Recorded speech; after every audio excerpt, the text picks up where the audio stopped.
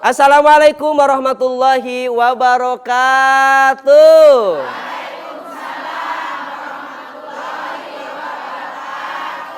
Hamdan wa syukran lillah amma ba'd. Pemirsa TV One dimanapun Anda berada dan ibu-ibu yang sudah cantik-cantik di sini, Masya Allah. Beli susu, beli kopi. How are you everybody? Jawab aduh ya. Jawab ibu ngerti nggak itu apa? How are you everybody? Ibu jawab I'm good gitu. How are you everybody? Oke, Bu. Ibu punya butuh nggak? Punya dong. Punya hajat nggak? Punya masalah? Banyak. Cicilan ada? Cicilan BRI aman? Bang Emok? Gimana anak sekolah gimana? Udah lunas belum uang pangkalnya? Jamaah pemirsa TV One dimanapun Anda berada, yang namanya hidup itu pasti banyak butuh. Yang namanya hidup pasti banyak masalah. Yang salah dari kita apa? Ketika kita banyak masalah, ketika kita banyak butuh, kita ngadunya bukan ke Allah. Kita ngadunya ke media sosial, ngadunya ke makhluk. Padahal kata Allah apa? Wasta'inu bis-sabri was-shalah. Mintalah ke Allah satu sabar, dua Nah, kita mau ngomongin sholat. Ibu, ketika ya pinter. Ibu, ibu-ibu, ibu. Nih Bu, kalau kita punya butuh dalam hidup, punya hajat dalam hidup, jangan pernah bersandar kepada manusia, jangan pernah berharap kepada manusia. Berharapnya ke siapa? Ke Allah. Berharap kepada manusia, siap-siap untuk beribu-ribu kali kecewa. Makanya ibu ketika banyak butuh, ibu gelar sejadah, ibu mintanya ke Allah. Bukan curhat ke media Lagi blok-blokan WA sama tetangga. Lagi nggak akur sama tetangga. Ngadunya kemana? Harusnya ke Allah. Tapi ibu-ibu biasanya ngadunya kemana? Status. Ibu yang di sono ini mah. Bukan yang di sini kan? Siapa tadi? Cedoh cepatin. Pinter Pak. Langsung update status. Saya mah amit-amit.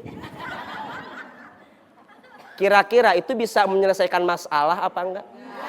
Dan satu lagi ibu-ibu, tolong atuh ya ibu-ibu, jangan dikit-dikit update status OTW tahajud, OTW sholat duha, OTW mall. Jadi ibu punten, Rasulullah Shallallahu Alaihi Wasallam kalau ibu menyimak Rasulullah itu ketika akan mi'raj, dan satu alasan, saya ulang ke awal dulu. Rasulullah itu ibu, kenapa oleh Allah diajak untuk ketemu sama Allah? Kenapa ada peristiwa Isra dan Mi'raj? Salah satu jumhur ulama mengatakan bahwa sebab diisrokan dan dimi'rajkannya Rasulullah karena apa? Tahun itu Rasulullah ditinggalkan oleh dua orang tercintanya. Yang pertama Siti Khadijah, yang kedua pamannya Abu Thalib. Kalau kata anak sekarang, Rasul lagi galau tahun itu, nggak bisa move on dari Siti Khadijah. Bayangkan. Akhirnya apa? Diajak ketemu sama Allah. Dapat perintah apa? Sholat. Apa hikmahnya buat kita? Perhatikan baik-baik ibu. Rasulullah ketika sedang kesusahan, Rasulullah sedang bersedih, disuruh menghadap Allah dan dapat perintah Artinya apa? Kalau ibu lagi galau, kalau kata anak-anak zaman dulu mah gegana, gelisah, galau, merana. Ibu lagi gegana nih, gelisah, galau, merana. Maka ibu, kita harus ngapain ketika gegana itu? Lihat Rasulullah apa? Menghadap Allah. Dengan cara apa?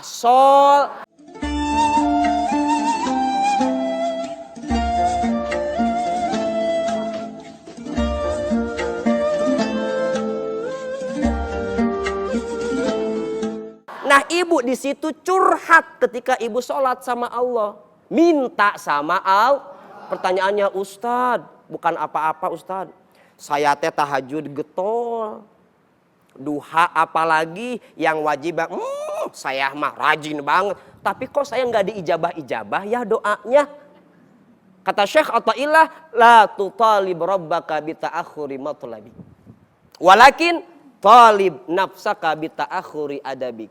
Jangan nuntut Allah kalau permintaan kita belum diijabah sama Allah. Tapi tuntutlah dirimu, mungkin adabmu yang belum benar. Adab berdoamu dan adab sholatmu. Tolong dijawab sama ibu-ibu, Bu, punten.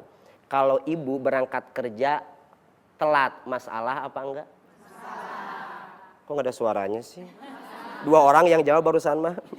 Ibu berangkat kerja telat, masalah apa enggak? Ibu punya cicilan telat, masalah apa enggak? Punya anak perawan, headnya telat, masalah apa enggak?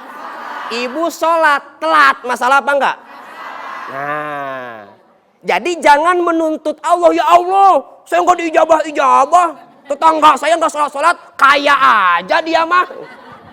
Hati-hati, jangan menyalahkan Allah. Terus Ustadz, sholat yang bisa jadi penolong buat kita itu sholat yang apa? Lihat, Rasulullah sebelum bertemu dengan Allah, kita sholat itu ketemu sama Allah. Rasulullah sebelum bertemu dengan Allah, dada Rasulullah dibersihkan oleh malaikat. Hati Nabi kotor? Enggak, biar hati yang bersih makin bersih. Hikmahnya buat kita apa? Kalau kita mau menghadap Allah, kita mau sholat, biar sholatnya ngepek, tahu ngepek? Enggak, biar sholatnya ngefek, maka nih sebelum sholat bersihkan dulu hati kita dari bab dunia. Jangan sampai kita sholat yang kita pikirkan masih duit. Duit. Duit. Duit. Duitnya gimana? Lagi Allahu Akbar, kayak dompet laki gua ada duit cepet deh. Baru takbir, kenapa tinggal gocap lagi ya? Ibu sampai lupa ini udah tasawuf awal apa belum ya?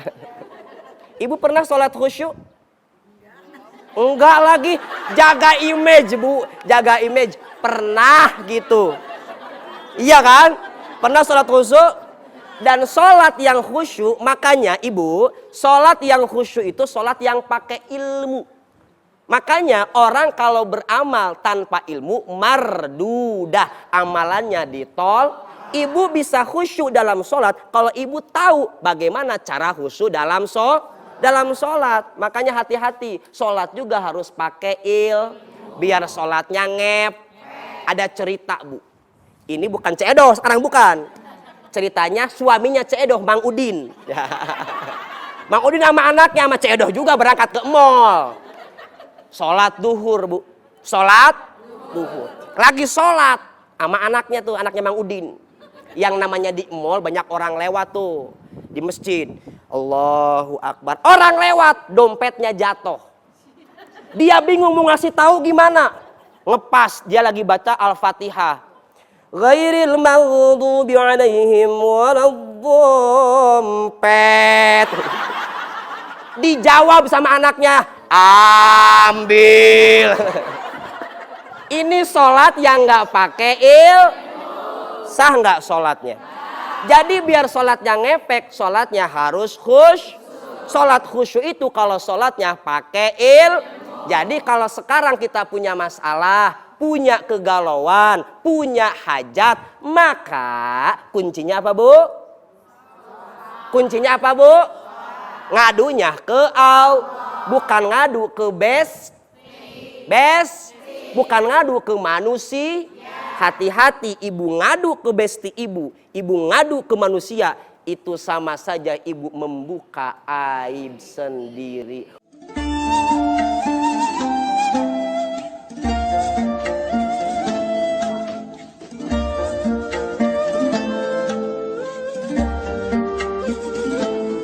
Walaupun itu besti kita. Ada yang begitu?